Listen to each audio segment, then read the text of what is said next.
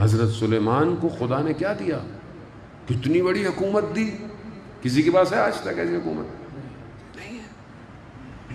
ہم تو ایک جگہ کے کہیں چھوٹی موٹی نوکری مل جائے, کہیں 10 لوگ کام کریں, ہمیں سمجھ میں نہیں آتا کہ ہم کیا کریں, انسان کے تیور بدل جاتے ہیں. وہاں پوری ایسی حکومت, اور مانگی حضرت سلیمان نے کہ مجھے پروردگار ایسی حکومت دے جو تو نے کسی کو نہیں دی, ایسی سلطنت دے, ایسا ملک دے مجھے, ہوائیں اختیار کے اندر, ہر چیز. دوسری جتنی مخلوقیں ہیں, شیطان بھی مری تھے. جن جو تھا وہ حضرت سلیمان کے دور میں مری تھا, یعنی کیا انگریزی کی ٹرم میں صحیح یوز کروں, لڑکوں کو نہ سمجھ میں آیا کہ مطلب دیکھا جا سکتا تھا, ویزیبل تھا. جن جو تھے وہ ویزیبل تھے. ابھی ہم جنوں کو نہیں دیکھ سکتے, اس وقت جن کو دیکھا جا سکتا تھا.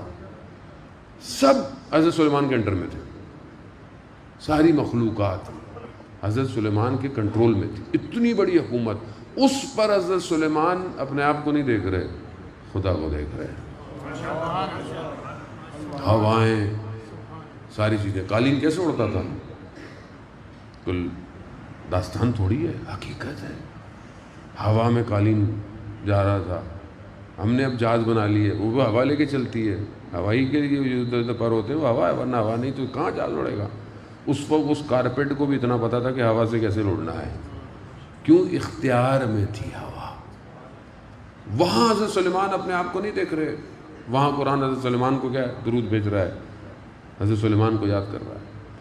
دوسری طرف خدا نے قارون کو بھی دیا. کتنا خزانہ تھا کہ پتہ نہیں کتنے اونٹ ہیں جس پر صرف چابیاں ہیں. اتنا خزانہ جو تھا وہ. لیکن قارون نے کیا کیا؟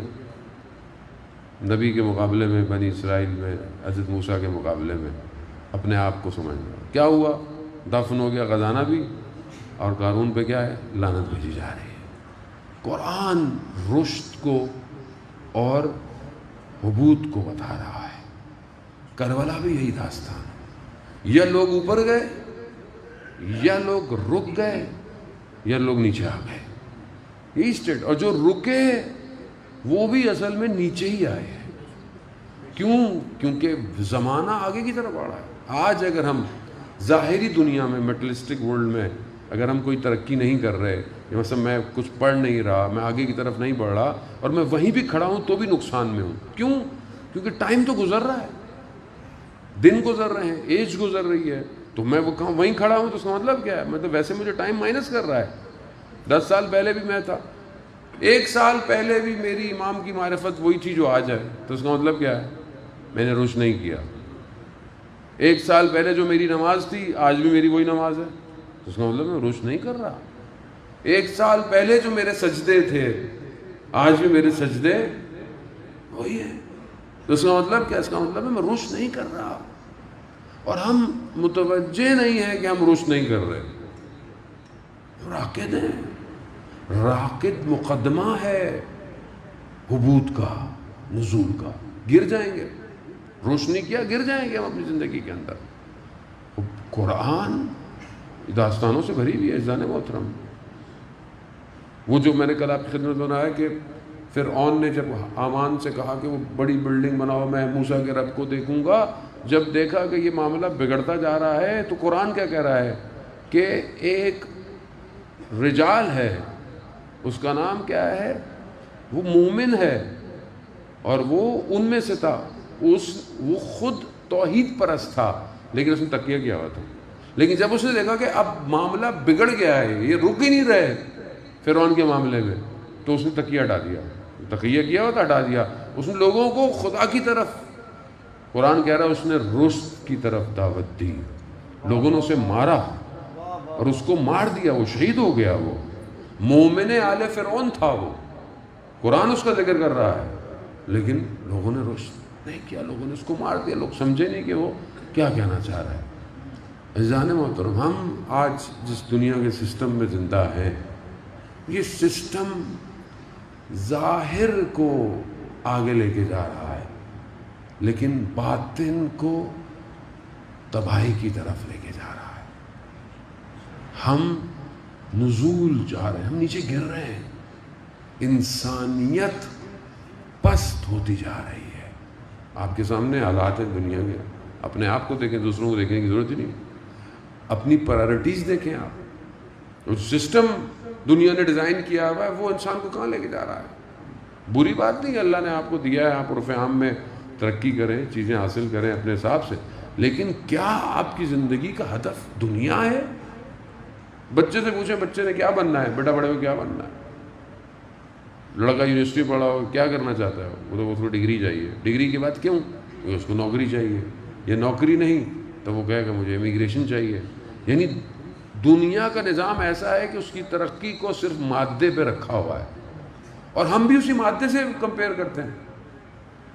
مطلب ہم جب کسی کو دیکھتے ہیں تو ہم بھی اس کا بک جو ہے وہ ڈونٹ جج اے بک بائی ہز کور، لیکن ہم بھی انسان کو اس کے حلیے سے، اس کی چیزوں سے دیکھتے ہیں۔ اندر انسان جتنا بھی کھوکھلا ہو، بات بھی نہ کرنا ہو، کسی سے اگر آپ کو جج کرنا ہے توحید پوچھ لو، توحید کیا ہے، یا خدا کے بارے میں کیا سوچتا ہے، یا آخرت کے بارے میں کیا سوچتا ہے، پتہ چل جائے گا کہ آدمی کتنا گہرا ہے۔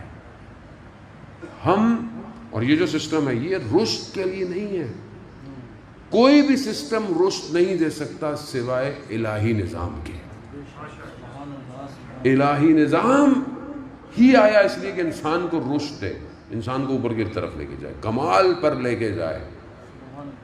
مولا آئے کربلا اس لیے تھی کہ قیامت تک کے لوگوں کو کمال پر لے کے جائے، اور یہ خدا کی جو بہرحال ہمیں نعمت دی ہے یہ ہے اس لیے کہ ہم رشد کریں، تو ہم اپنی پرٹیکولر زندگی کے اندر جان محترم جائیں۔ قرآن ایک داستان بتا رہا ہے کہ جیسے مثال کے طور ہم کہیں پہنچتے ہیں، یہاں سے سفر کر کر کہیں پہنچیں اور کسی جگہ پہنچیں، زیارت پہ جائیں، انسان جاتا ہے تھکا ہوا ہوٹل میں بیٹھتا ہے، ایک دوسرے سے حال احوال پوچھتا ہے۔ قرآن ایسی ہی داستان ملتی جلتی کچھ 8-10 آیتیں ہیں، اس کے اندر قرآن جو ہے وہ بیان کر رہا ہے۔ سورہ صافات ہے غالباً، اور آیت نمبر 60 سے لے کے آنورڈ ہے، یہ 7 8 یا 11 آیات ہیں، اس پہ یہ داستان بتا رہا ہے کہ جب یہ سب سفر سے یعنی سارے مراحل سے طے کر کر جب یہ جنت پہنچیں گے، انشاءاللہ کہ ہم سب جنت پہنچیں گے، جب یہ جنت پہنچیں گے تو یہ ایک دوسرے کے سامنے تختوں پر بیٹھے ہوں گے، آمنے سامنے کہہ رہا ہے کہ یہ مت مقابل تختوں بیٹھے ہوں گے، تو یہ ایک دوسرے سے احوال پوچھیں گے۔ ان میں سے ایک پوچھے گا وہ میرا ایک ہم نشین تھا دنیا میں، وہ کہاں ہے؟ علماء اس کو اور تفسیر کر کے بولتے ہیں کہ تفسیر کے ذریعے میں کہ یہ پوچھیں گے کہ وہ میرے ساتھ تھا وہ کہاں ہے، تو کچھ کہیں گے کہ قرآن ڈائریکٹ چلا گیا ہے، آیت جو ہے وہ ڈائریکٹ چلی گئی ہے کہ وہ اسے آواز آئے گی، کہا جائے گی کہ کیا تمہیں دکھائیں اس کو، تو بولے گا ہاں، تو کہا پھر اس کو جہنم دکھائی جائے گی۔ ہم نشین تھا، ساتھ اٹھتا بیٹھتا تھا، کہاں ہے وہ؟ جیسے آپ بھی کسی کے ساتھ اٹھتے بیٹھتے ہو، سفر کرتے ہو، تو آپ کو پتہ چلے تو آپ بولیں گے یار وہ کہاں، اس کو دیکھا تم نے کبھی؟ بولیں گے کہ وہاں قرآن کہہ رہا ہے کہ اس کو بولیں گے کہ تمہیں دکھائیں اس کو، کہ اس کو جنت سے جہنم دکھائی جائے گی، اور جہنم میں وہ ہوگا، اس کو دیکھے گا، اور پھر یہ جنت والا اسے کہے گا کہ خدا نے مجھ پر کرم کیا، میں تمہاری باتوں میں نہیں آیا، ورنہ تو میں آج برباد ہو چکا ہوتا۔